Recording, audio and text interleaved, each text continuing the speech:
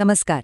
आज आपण बोलणार आहोत एका अशा सरकारी योजनेबद्दल जी भारतातल्या एका महत्त्वाच्या समुदायासाठी अक्षरशः एक जीवनरेखा ठरली आहे. ही योजना आहे जिओ पारसी.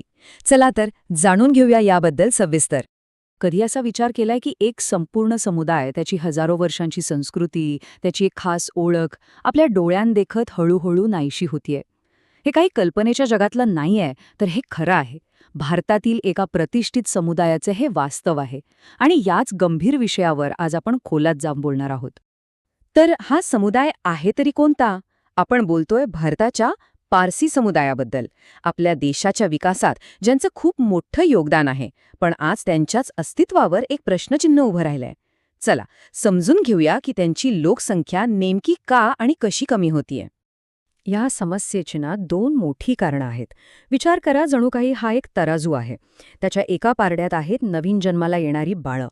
आणि हे पारडं अगदी हलकं झालंय, कारण जन्मदर खूपच कमी झालाय.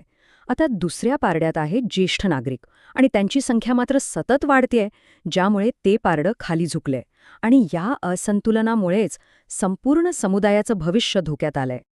पण जेव्हा परिस्थिती इतकी गंभीर होते, तेव्हा कुठून तरी आशेचा एक किरण दिसतोच, नाही का? इथेही तसंच झालं. सरकारने पुढाकार घेतला आणि ह्या समुदायाला वाचवण्यासाठी एक खास योजना आणली. तिचं नाव आहे जिओ पारसी.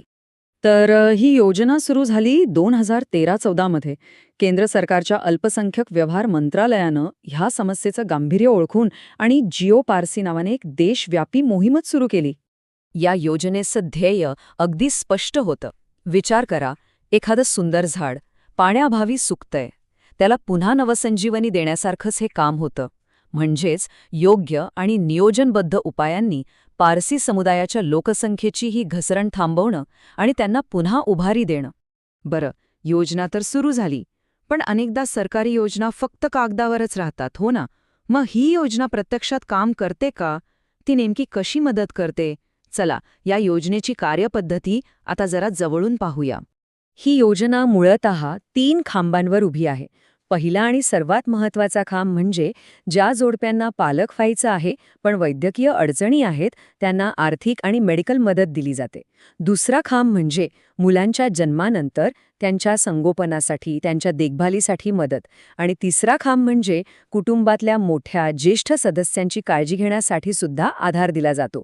म्हणजे बघा, ही योजना जन्मापासून ते वृद्धापकाळापर्यंत संपूर्ण कुटुंबालाच आधार देते. आणि ही सगळी आर्थिक मदत गरजूंपर्यंत पोहोचते कशी?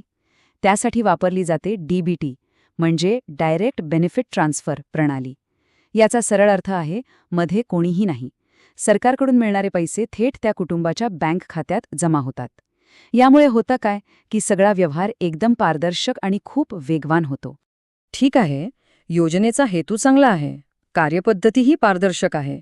पण इतकी वर्ष झाली, याचा काही खरा परिणाम दिसलाय का?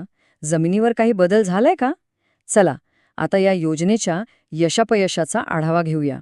तर मग खरा प्रश्न हा आहे की ही योजना सुरू झाल्यापासून आजपर्यंत नेमकं काय साध्य झालंय? आकडेवारी काय सांगते? आणि आकडा ऐकून खरंच खूप बरं वाटतं. उत्तर आहे 400हून अधिक. हो, बरोबर ऐकलत. या योजनेमुळे 400पेक्षा जास्त पारसी मुलांनी या जगात प्रवेश केला आहे.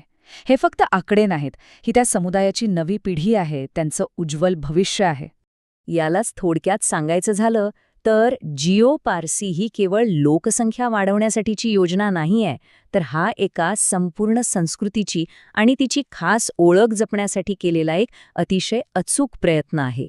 थोडक्यात काय तर जिओ पारसी योजना हे एक उत्तम उदाहरण आहे की जेव्हा सरकार ठरवतं, तेव्हा ते आपल्या देशातील एका ऐतिहासिक समुदायाचं भविष्य कशा प्रकारे सुरक्षित करू शकतं. या योजनेने एक दिशा नक्कीच दाखवली आहे. पण जाता जाता एक मोठा प्रश्न आपल्या सगळ्यांसाठी आहे. आजच्या या वेगवान आधुनिक जगात आपण आपल्या स्वतःच्या अनोख्या संस्कृती आणि परंपरा जपण्यासाठी काय करतो आहोत आणि काय करू शकतो, यावर विचार करायला हवा.